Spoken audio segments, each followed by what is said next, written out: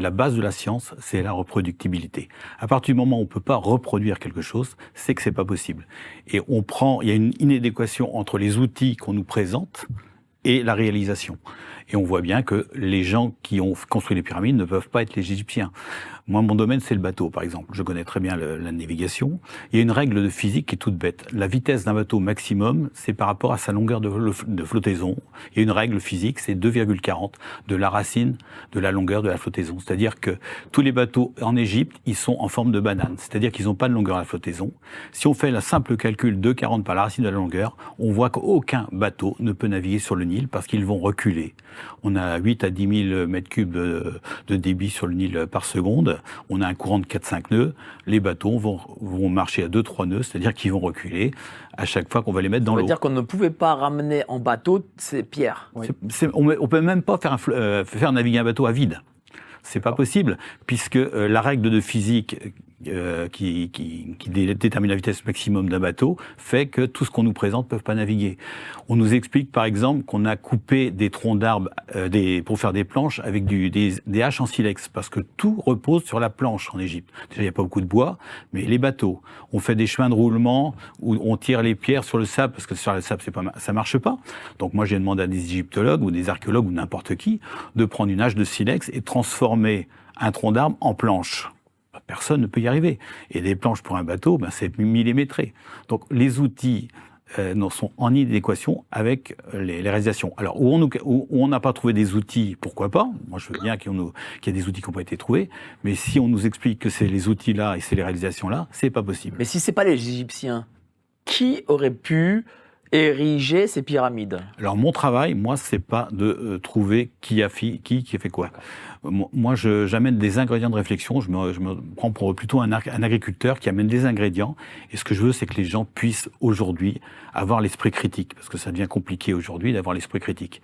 Et moi, j'amène de la mesure, puisque la seule chose qui n'a pas bougé, c'est la position des pyramides entre elles et les longueurs et largeurs. Donc pendant 3 ans, j'ai repris toutes les cotes des archéologues officiels et j'ai démontré que pour faire le plan des pyramides et tout le cahier des charges, eh bien, un ordinateur le plus puissant de la Terre aujourd'hui, eh bien, ne pourrait pas réaliser le plan d'implantation des pyramides parce qu'on a même avec comment dire, la machinerie moderne, tout ça, même avec ça, on pourrait pas.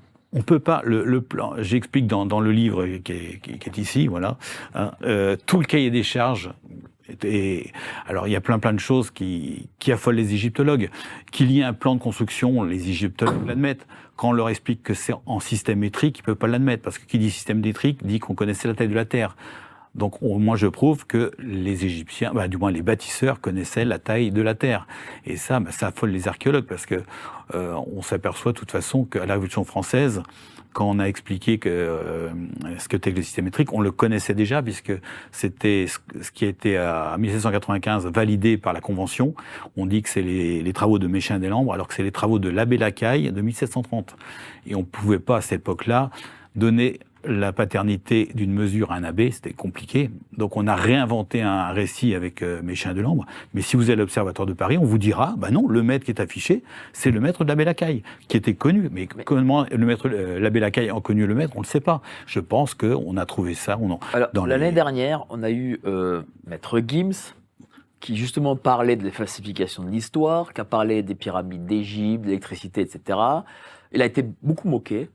Est-ce qu'il était loin de la réalité? Alors, il faut bien comprendre qu'on n'a jamais trouvé ni un os, ni une momie dans une pyramide. On n'a jamais trouvé de hiéroglyphes, sauf quatre pyramides. Et Champollion, c'est pas vrai? Champollion, il n'a pas trouvé des hiéroglyphes? Il a trouvé la pierre de Rosette, donc il a fait la traduction Mais dans les pyramides même, on n'a jamais trouvé, en rentrant dans une pyramide, ni un os, ni une momie, ni un hiéroglyphe, sauf dans 4 pyramides, mais qui sont des réappropriations de sites, parce que rien ne prouve qu'elles étaient là avant. Donc aujourd'hui, on a des pyramides qui sont des choses nues et qui ne ressemblent à rien, surtout pas des tombeaux. On n'a jamais tous les pharaons qu'on a retrouvés, on les a retrouvés dans la vallée des Rois, à 500 km d'ici. Et ce qui est important, c'est qu'aujourd'hui, c'est difficile de s'exprimer, parce qu'on est retourné comme au niveau de la Révolution française en plein obscurantisme. Parce qu'au niveau de la Révolution française, on a décidé avec les lois Le Chapelier, au nom de l'égalité, que tout le monde pouvait faire tous les métiers. Et à la Révolution française, on a décidé de fermer les académies de médecine, toutes les universités, et tout le monde pouvait être médecin. Et aujourd'hui, ce que je veux dire, c'est que les Lumières nous ont emmenés dans l'obscurantisme, et pas l'inverse. Et aujourd'hui, on est reparti dans l'obscurantisme, puisqu'on nous interdit maintenant de douter et d'avoir l'esprit critique.